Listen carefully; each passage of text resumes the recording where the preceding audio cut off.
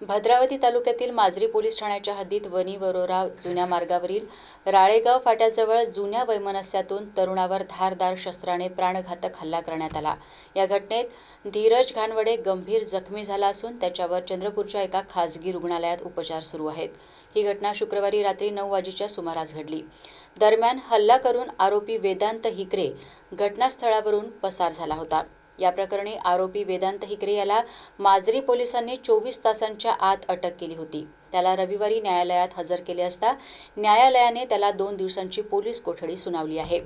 घटनेतील जखमी धीरज घानवडे आणि वेदांत हिकरे या दोघांमध्ये जुना वाद होता असे सांगितले जात होते। त्याच वादातून हा हल्ला झाला असावा अशी शक्यता वर्तवली जात होती। मात्र जखमी धीरज घानवडे आणि आरोपी वेदांत हिकरे हे दोघे चांगले मित्र होते।